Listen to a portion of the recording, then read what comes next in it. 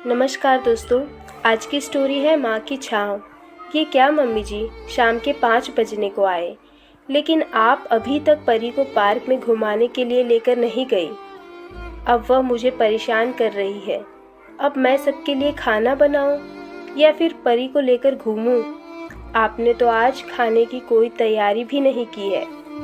राधिका इतना कुछ बोल गई, लेकिन साथ ही संध्या जी ने एक जवाब तक नहीं दिया, बल्कि अभी भी वो अपनी किताब पढ़ने में मशगूल थी।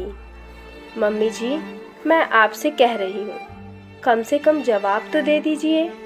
लेकिन जब संध्या जी ने कुछ नहीं कहा तो राधिका तमतमाती हुई परी को पकड़कर अपने साथ कमरे में ले गई।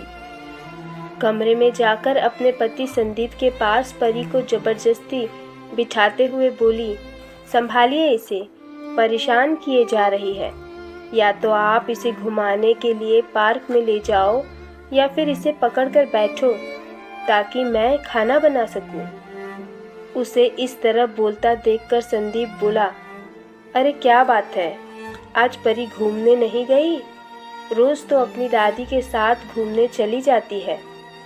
हाँ, आज पता नहीं दादी क्यों मुंह बनाकर बैठी हुई है, जो जवाब तक नहीं दे रही। इसलिए आज दादी नहीं, पापा इसे संभालेंगे, कहकर राधिका परी को संदीप के पास छोड़कर रसोई में चली गई। कुछ देर तो संदीप ने उसे संभाला और फिर उसे लेकर माँ के पास कमरे में चला गया। देखा तो मम्मी कोई किताब पढ़ रही थी। क्या बात है मम्मी, आपकी तबीयत तो ठीक है? आज आप परी को नहीं संभाल रही?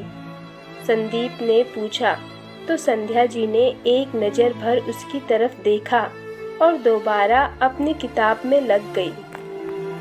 संदीप को उनका व्यवहार बड़ा अजीब सा लगा। उसने दोबारा पूछा, मम्मी आप जवाब नहीं दे रही, कहीं नाराज़ तो नहीं हो? पर संध्या जी ने कोई जवाब नहीं दिया। संदीप भी अपना सा मुंह लेकर बाहर चला गया और सीधा रसोई में राधिका के पास जाकर बोला, कोई बात हुई थी क्या आज? कहीं तुमने मम्मी को कोई ऐसी बात तो नहीं कह दी जिससे वो नाराज हो गई हो? मुझे तो ऐसी कोई बात याद नहीं आ रही कि मैंने ऐसा कुछ कहा हो, और अंतर्यामी मैं हूँ ही नहीं जो उनके मन की बात जान सकूं। आप मुझे डिस्टर्ब मत करो। आज खाने की भी कोई तैयारी करके नहीं रखी है मम्मी ने, तो सब कुछ मुझे ही करना है। राधिका का जवाब सुनकर संदीप परी को लेकर वहां से पार्क में रवाना हो गया। इधर संध्या जी को किचन के बर्तनों की आवाज़ पटकने की आ रही थी। साफ साफ सुनाई दे रहा था। जानती थी कि राधिका ये सब जानबूझकर कर रही है ताकि संध्या जी उठकर उसकी मदद करे, पर आज वो मन पक्का करके बैठी हुई है कि वो कुछ भी हो जाए, राधिका की मदद बिल्कुल नहीं करेगी। फ्रेंड्स, अगर आप इस चैनल पर नए हो तो मेरी रिक्वेस्ट है कि प्लीज़ चैनल को सब्सक्राइब कर दें, और अगर आपको स्टोरी पसंद आती है तो वीडियो को लाइक ज़रूर करिए। आखिर राधिका को आदत थी सबके सामने बेचारा बनने की, सबको ये कहने की कि मम्मी जी ने अपने समय में तो अपनी गृहस्थी चला ली, खूब मज़े भी कर लिए, उनके सिर पर सास तो नहीं थी ना। पर हमारी क्या ज़िंदगी है, हम तो हमेशा रोक टोक में ही रहे। ये बातें अक्सर उनके कानों तक पहुंचती थी, पर वो हमेशा यह सोचकर चुप हो जाती थी कि दूसरों की बातों पर क्या विश्वास करना।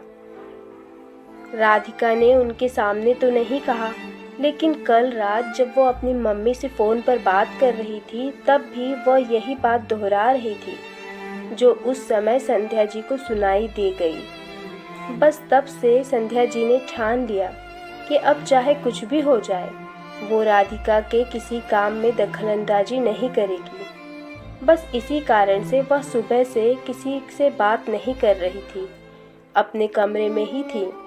आज उन्होंने किसी काम को हाथ तक नहीं लगाया, यहाँ तक कि परी को खिलाया भी नहीं। आखिर जैसे तैसे राधिका ने अकेले ही खाना तैयार किया तब तक संदीप भी घर वापस आ गया और आते ही राधिका से बोला, राधिका फटाफट खाना ले आओ, बहुत जोर से भूख लग रही है और अब परी को तुम ही संभालो, अब मैं थक गया हूँ। ये कहता हुआ वो हाथ मुंह धोकर डाइनिंग टेबल पर बैठ गया। संदीप की बात सुनकर राधिका बोली, तुम अकेले थके हो क्या? मैं नहीं थकी क्या? जो परी को लेकर मुझे टिका दिया, अब अगर मैं परी को संभालूंगी तो खाना तुम्हें ही लेकर आना पड़ेगा। आखिर संदीप गुस्से से उठा और रसोई में खाना लाने के लिए चला गया।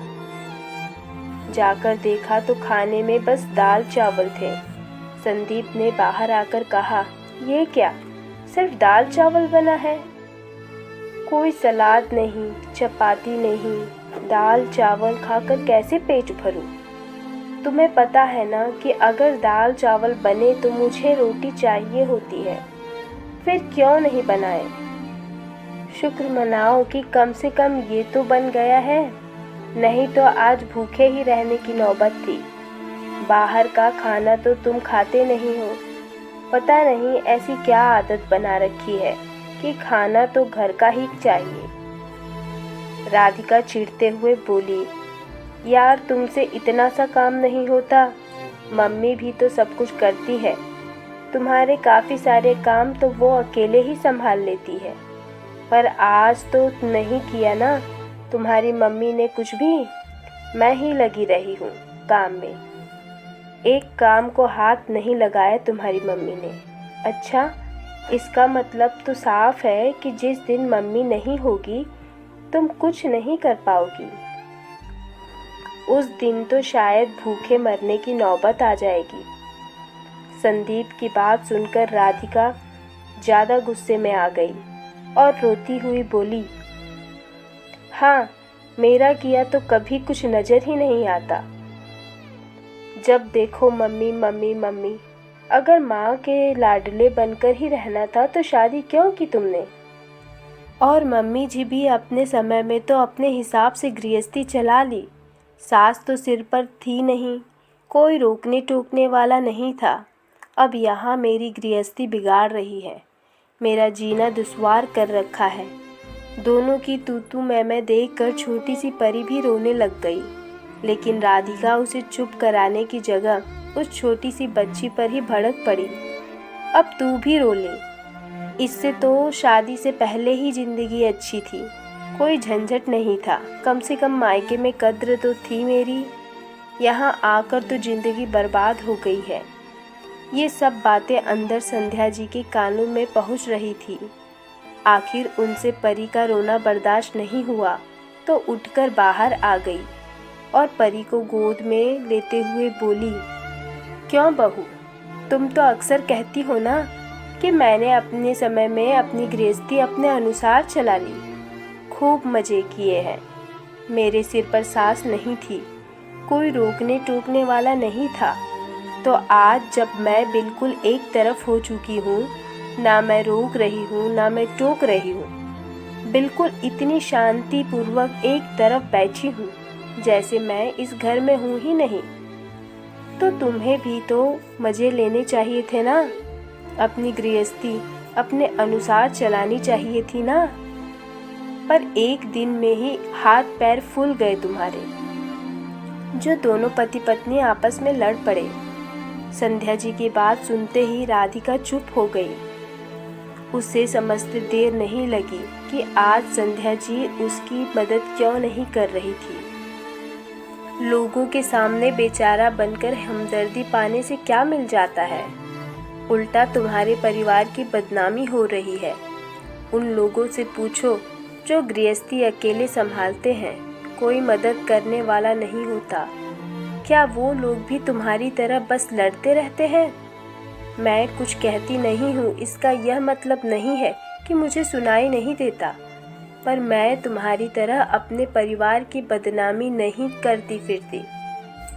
आखिर ये तुम्हारी गृहस्थी है तो तुम्हें अपनी जिम्मेदारी खुद संभालनी होगी। संध्या जी की बात सुनकर संदीप और राधिका ने चुप रहना ही ठीक समझा। फ्रेंड्स, ऐसा ही होता है, जो इंसान की कदर ना समझे समय रहते वो बाद में पछताता है। तो कहना तो यही चाहूँगी कि सास की कदर करें, इज्जत करें और सम्मान करें। अगर ये छोटी सी स्टोरी अच्छी लगी हो तो प्लीज़ मेरे चैनल को सब्सक्राइब करिए, वीडियो को लाइक करिए और स्टोरी को ज़्यादा से ज़्यादा शेयर करिए। स्टोरी में यहाँ तक बने रहने के लिए आपका बहुत बहुत धन्यवाद। फिर मिलते हैं एक नई स्टोरी में, तब तक के लिए bye bye, take care, see you in the next story.